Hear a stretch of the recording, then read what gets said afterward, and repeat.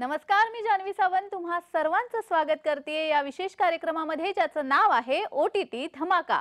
तुमचे आवडते OTT platform विजेच्या वेगाने सामग्री तयार करतय। दर आठवड्याला अनेक नवीन रिलीज येत आहेत। तुमची चव मग ती ॲक्शन असेल, ड्रामा असेल, रोमांस असेल किंवा मिस्ट्री असेल, सर्वात लोकप्रिय ओटीटीवर प्रत्येकासाठी काही ना काहीतरी आहेच। पण नेमकं काय पाहायचं या संदर्भात जर संभ्रम असेल तर या आठवड्यातील काही सर्वोत्कृष्ट ओटीटी रिलीज मी तुम्हाला सांगणार आहे। या तर मग अजिबात वेळ न घालवता पाहूयात या आठवड्यात काय आहे नवीन। या आठवड्यामध्ये महत्त्वाच्या असलेल्या नवीन ओटीटी प्रकाशनापैकी एक म्हणजे ओपनहायमर, ज्याने अलीकडील 96व्या अकादमी पुरस्कारामध्ये वर्चस्व गाजवलं। 7 ऑस्कर जिंकलेत। या एपिक बायोग्राफिकल थ्रिलर चित्रपटामध्ये Cillian Murphy, Emily Blunt, Robert Downey Junior आणि अल्डेन एहर्नेरिच यांच्या प्रमुख भूमिका आहेत। ही कथा अमेरिकन सैद्धांतिक भौतिकशास्त्रज्ञ जे रॉबर्ट ओपनहायमर जी भूमिका सिलियन मर्फी यांनी साकारलेली आहे त्यांच्या भोवती फिरते, ज्यांनी इतर शास्त्रज्ञांसोबत दुसऱ्या महायुद्धामध्ये पहिला अणुबॉम्ब विकसित केला, ज्याने जग कायमचं बदलून टाकलं। ओपेनहायमरच्या जीवनातील महत्त्वाच्या घटनांचा शोध घेऊन हा चित्रपट त्यांच्या डॉक्टरेटचा विद्यार्थी होण्यापासून ते त्यांच्या पतनापर्यंतचा प्रवास दाखवतो। हा चित्रपट 21 मार्चला ओटीटीवर प्रदर्शित झालाय, नक्की पहा।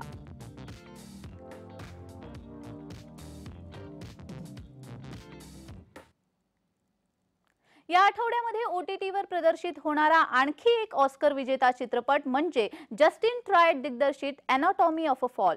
सर्वोत्कृष्ट मूळ पटकथेसाठी ऑस्करमध्ये जिंकलेल्या या चित्रपटामध्ये सॅन्ड्रा हलर यांनी मुख्य भूमिका केलेली आहे, ज्यांनी फ्रेंच विद्यापीठाचे व्याख्याते सॅम्युअल मालेस्की सोबत लग्न केलेल्या जर्मन लेखिका सॅन्ड्रा वॉयटरचं पात्र साकारलंय। हे जोडपं त्यांचा 11 वर्षाचा दृष्टिहीन मुलगा डॅनियल सोबत फ्रेंच आल्प्समध्ये निर्जन जीवन जगतात। संशयास्पद परिस्थितीमध्ये समूहाचा मृत्यू होतो। मृत्यूनंतर त्यांच्या आयुष्याला एक दुःखद वळण लागतं। सॅम्युअलने आत्महत्या केली की त्याचा खून झालाय हे पोलिसांना शोधता येत नाहीये, त्यामुळे आता सॅन्ड्रा ही मुख्य संशयित बनली आहे। तर हे नेमकं रहस्य काय आहे पाहण्यासाठी नक्की पहा anatomy of a fall. Anatomy of a fall हा ओटीटीवर प्रदर्शित झालाय।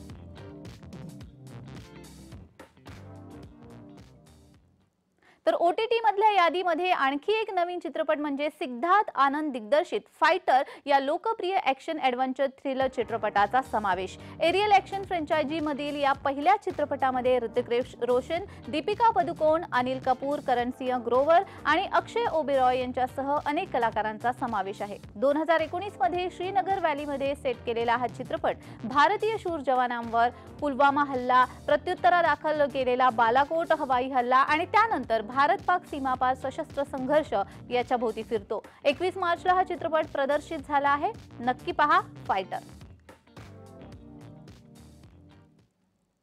हंसल मेहता यांची एक नवी कोरी वेब सिरीज जी त्यांचा मुलगा जय मेहता यांनी दिग्दर्शित केली आहे, त्या वेब सिरीजचं नाव आहे लुटेरे। यामध्ये रजत कपूर, विवेक गोंबर, अमृता खानविलकर, आमिर अली, दीपक तिजोरी, चंदन रॉय, सन्याल आणि अभिषेक खान यांच्या प्रमुख भूमिका आहेत। ही मालिका सोमालियामध्ये सेट केली गेली आहे, जिथे एक जहाज धोकादायक समुद्री चाच्यांनी पकडलंय। जहाजाचा कॅप्टन आणि क्रू यांना त्रासदायक चाच्यांच्या हल्ल्यादरम्यान संकटाचा सामना करावा लागतो आणि जगण्यासाठी संघर्ष करावा लागतो। शिवाय बंदर प्राधिकरणाचे अध्यक्ष आपल्या वैयक्तिक फायद्यासाठी परिस्थितीचा फायदा घेण्याचा प्रयत्न करतात। हिंसाचार आणि विश्वासघात यांच्यामध्ये चाचे त्यांच्या मागण्या पूर्ण होण्याची वाट पाहत असताना चालक दल जगण्यासाठी संघर्ष करत आहेत। अशी ही कथा तुम्ही आता पाहू शकता डिझनीवर, जी 22 मार्चला प्रदर्शित झाली आहे।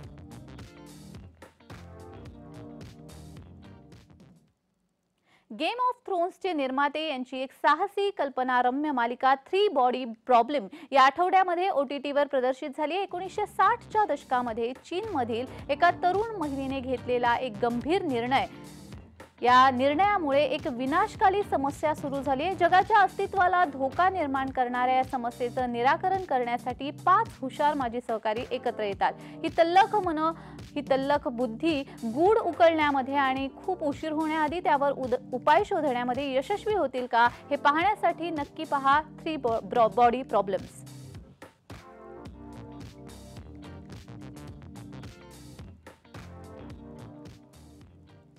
अजून एक ॲक्शन थ्रिलर चित्रपट रोड हाऊस यासाठी चाहते उत्सुक आहेत। 80च्या दशकातील कल्ट क्लासिकच्या या पुनर्कल्पनामध्ये जेकने माजी UFC मिडलवेट फायटर डाल्टनचं पात्र साकारलंय। आपला अशांत भूतकाळ मागे सोडण्याचा प्रयत्न करत असताना आणि नवीन सुरुवातीची अपेक्षा करत असताना तो नयनरम्य फ्लोरिडा कीजकडे जातो, जिथे तो स्थानिक रोड हाऊसमध्ये बाउन्सरची नोकरी स्वीकारतो। त्याला लवकरच कळतं की सर्व काही जसं दिसतं तसं नसतं आणि गोष्टी पटकन नियंत्रणाबाहेर जातात। तो या गोंधळातून बाहेर पडेल का हे पाहण्यासाठी नक्की पहा रोड हाऊस।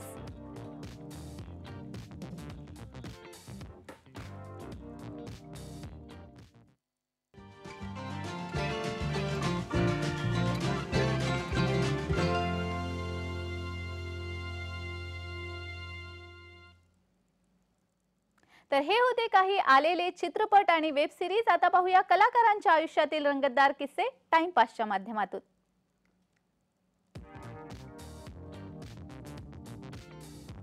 सध्या मराठी हिंदी कला विश्वामध्ये लगीन सराई सुरू आहे। ऑनस्क्रीन लग्नाचा अभिनय करणारे कलाकार खऱ्या आयुष्यामध्ये त्यांच्या आयुष्याचा जोडीदार निवडतायत। नुकतंच आधी रकुलप्रीत सिंग आणि जॅकी भगनानी यांनी लग्नगाठ बांधली होती। आता पुन्हा एकदा एक अभिनेत्री लग्नाच्या बंधनात अडकणार असल्याची माहिती समोर आली आहे। कंगना रनौत हिने तिच्या लग्नाची तयारी सुरू केल्याचं समोर आलंय। कंगनाने तिच्या लग्नाचा पेहराव देखील निवडल्याचं सांगितलं जात आहे। त्याचप्रमाणे कंगनाने आपल्या लग्नाचा ड्रेस हा डिझायनर कडून तयार करून घेणार असल्याची माहिती देण्यात आलेली आहे। दरम्यान कंगनाचा हा ड्रेसचा डिझायनर इंडस्ट्रीमधीलच एक असल्याचं सांगण्यात येत आहे। पण सध्या तरी कंगनाने तिच्या लग्नाबाबतच्या गोष्टी या खासगी ठेवण्याचा निर्णय घेतलाय। असं असलं तरीही कंगनाने तिचा बॉयफ्रेंड आहे हे मात्र कबूल केलं होतं।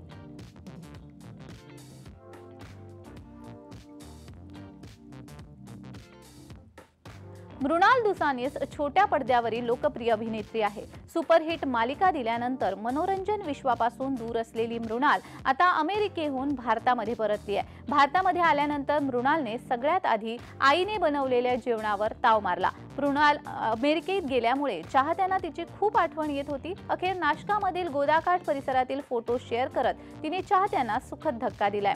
अभिनेत्रीच्या आगामी मालिका, सिनेमे आणि नाटकांची चाहते आतुरतेने वाट पाहत आहेत।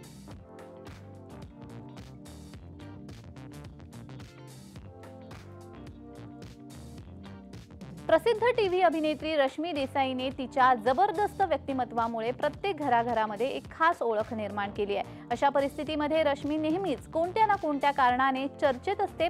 सध्या ती तिच्या आगामी जहांगीर नॅशनल युनिव्हर्सिटी या चित्रपटामुळे चर्चेत आहे। आता ती या चित्रपटातील तिच्या पात्राबद्दलही उघडपणे बोलली आहे। आगामी JNU चित्रपटामध्ये रश्मी लेखिका आणि प्रोफेसर निवेदिता मेनन यांची भूमिका साकारताना दिसणार आहे। ज्या व्यक्तिरेखेबद्दल अभिनेत्री म्हणाली, सर्वप्रथम मला पडद्यावर पाहण्यासाठी माझ्या चाहत्यांचे खूप आभार। मला ज्या प्रकारची भूमिका करायची होती त्यासाठी ब्रेक घेणं हा योग्य निर्णय होता। मी माझ्या पात्रासाठी खूप मेहनत घेतलेली आहे, असं रश्मी म्हणाली आहे।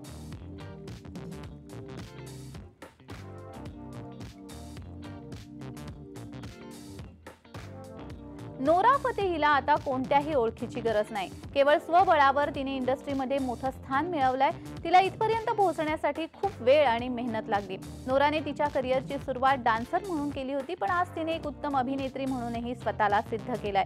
ती अनेक टीव्ही शो आणि म्युझिक व्हिडिओमध्ये जज म्हणून दिसली आहे, पण आता तिला चित्रपटांमध्ये देखील चांगल्या भूमिका मिळू लागल्यात। नोरा लवकरच मडगाव एक्सप्रेस या चित्रपटामध्ये मुख्य अभिनेत्रीच्या भूमिकेमध्ये दिसणार आहे। नुकतंच या चित्रपटाच्या प्रमोशन दरम्यान तिने आपल्या कारकिर्दीतील चांगल्या वाईट दिवसांबद्दल मोकळेपणाने सांगितलंय। नोरा म्हणाली, मी माझ्या करिअरची सुरुवात डान्सर म्हणून केली होती। यापूर्वी मी अनेक चित्रपटांमध्ये आयटम नंबर केले आहेत। एक वेळ अशी आली जेव्हा मला असं वाटू लागलं की आपला टाइपकास्ट केला जातोय।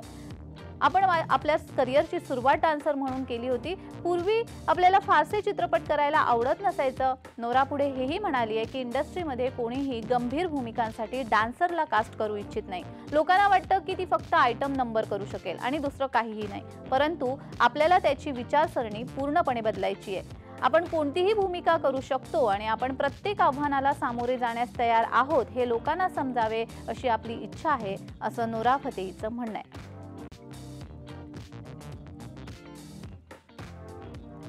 सोनम कपूर ही बॉलिवूडची फॅशन आयकॉन आहे. सोनमने आपल्या फॅशन स्टाईलने जगाला वेड लावलंय. ती सोशल मीडियावर नेहमीच ऍक्टिव्ह असते. वेगवेगळ्या लुकमधील फोटो ती शेअर करत असते. नुकतंच तिने आपल्या पांढऱ्या ड्रेसमधील एक फोटो शेअर केलाय. काळ्या रंगाची बॅग, हॅट आणि खुले केस यामुळे तिचं सौंदर्य आणखीनच खुललंय.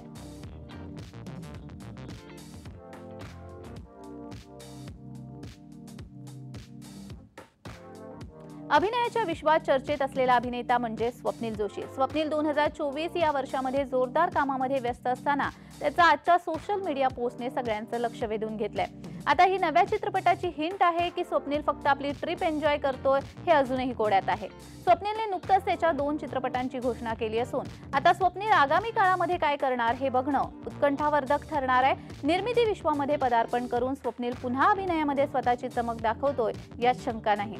स्वप्नीलने दिग्गज अभिनेते सचिन पिळगावकर यांच्या सोबतचा कोकण सफरचा फोटो सोशल मीडियावर स्टोरीमधून शेअर केलाय.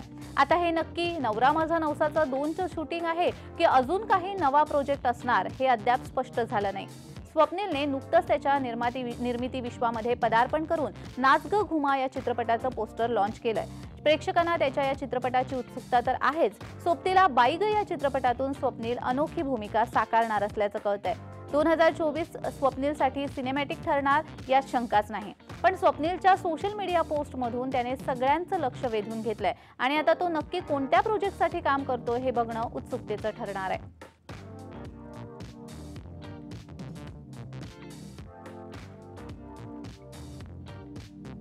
सर्व दक्षिण भारतीय चित्रपट प्रेमींसाठी आणि दक्षिण चित्रपट प्रेमींसाठी विशेषतः अभिनेता दिग्दर्शक दिव्या खोसला यांच्या चाहत्यांसाठी निश्चितच आश्चर्यकारक ठरणार आहे. कारण ती लवकरच तिच्या आगामी चित्रपट हिरो हिरोईनद्वारे दक्षिण भारतीय चित्रपट उद्योगामध्ये पाऊल ठेवणार आहे. हिरो हिरोईन हा प्रेरणा अरोराद्वारे निर्मित आणि सुरेश कृष्णा लिखित आणि दिग्दर्शित एक तेलुगू हिंदी चित्रपट आहे. अलीकडेच चित्रपटाची निर्माती प्रेरणा अरोरा आणि अभिनेत्री दिव्या खोसला यांच्यातील फोनवरील संभाषण व्हायरल झाले. या संभाषणातून त्यांच्या आगामी तेलुगू हिंदी चित्रपट हिरो हिरोईनचे अनेक रोमांचक गोष्टी या उघड झाल्या आहेत. लीक झालेला फोन कॉल अनेक गोष्टींसाठी महत्त्वपूर्ण ठरलाय. प्रेरणा अरोरा हिने केलेल्या फोन कॉलमध्ये तिने दिव्याला शुभेच्छा दिल्या असून चित्रपटातील दिव्याच्या लुकबद्दल यामध्ये चर्चा झाली आहे. संभाषण जसजसं पुढे सरकतं तसतसं दिव्या खोसला अधिक खुलून बोलली आहे. लीक झालेला फोन कॉल दिव्या खोसला अभिनीत आगामी तेलुगू हिंदी चित्रपटासाठी निर्मात्या प्रेरणा अरोरा आणि दिग्दर्शक यांच्याकडे असलेली अविश्वसनीय दृष्टी आणि सर्जनशील दिशा दाखवते. हे दोघांमधलं सौहार्द आणि हलके फुलकेपणा देखील दर्शवते. चाहते या चित्रपटाबद्दल आधीच उत्सुक आहेत आणि ते रिलीज होण्याची वाट बघतायत.